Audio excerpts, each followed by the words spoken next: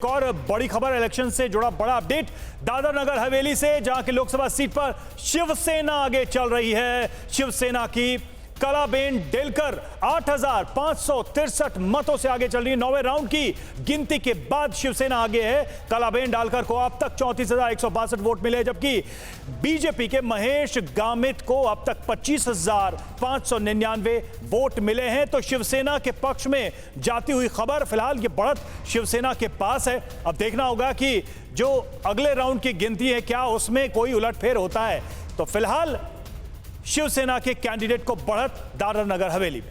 बिल्कुल, और दादर और नगर हवेली की खास बात यह भी थी रवि कि निर्दलीय लोकसभा जो सदस्य थे मोहन डेलकर, उनके निधन के बाद यह सीट खाली हुई थी और अब यहां से शिवसेना को बढ़त मिलती हुई नजर आ रही है। वहीं महाराष्ट्र की देगलूर विधानसभा सीट पर कांग्रेस पार्टी आगे चल रही है। कांग्रेस के जितेश अंतापुरकर 2,293 वोटों से यहां से आगे हो गए। जितेश को अब तक 7,294 वोट हासिल हुए।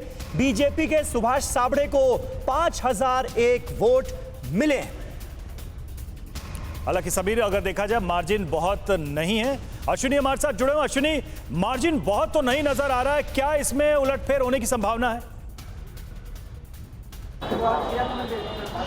जी देखिए, मार्जिन अब बढ़ गई है। 6वें राउंड का जो अनाउंसमेंट है वो हो चुका है। 22,000 वोट इस वक्त जितेश अंतापुरकर को मिले हैं, जबकि सुभाष साबणे को करीब 14,000 वोट मिले हैं। यानी 7,000 से ज़्यादा का मार्जिन इस वक्त हो चुका है, जो कि सुबह तक करीब 2,000 के आसपास था। तो कहीं ना कहीं जितेश अंतापुरकर, जिनके पिता राव साहब अंतापुरकर विधायक थे, एक बार सीट कहीं ना कहीं वापस उन्हें मिलती हुई दिखाई दे रही है। हालांकि एक बार काउंटिंग जब तक पूरी तरह से कंप्लीट नहीं हो जाती तब तक नतीजे किस तरफ जाएंगे कहना मुश्किल होगा। आपको बता दें कि सुभाष सामने शिवसेना से उन्होंने पहले चुनाव लड़ा था 2014 में, तब वो जीते थे।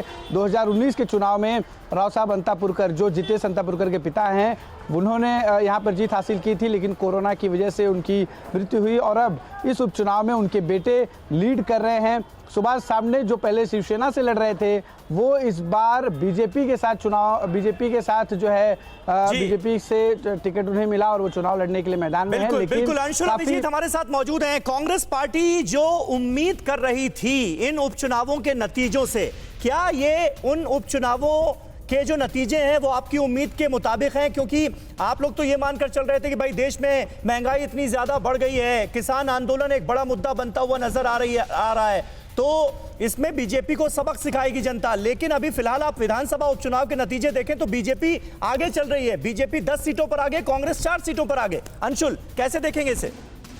देखिए, ये अभी रुझान है, जरा धैर्य रखिए। हाँ। अभी मुकम्मल नहीं हुआ ये सिलसिला, तो अभी आप देखते जाइए रुझान कैसे नतीजों में बदलते हैं। अड़ी सोमवार से शुक्रवार शाम 6 बजे सिर्फ TV9 भारतवर्ष पर।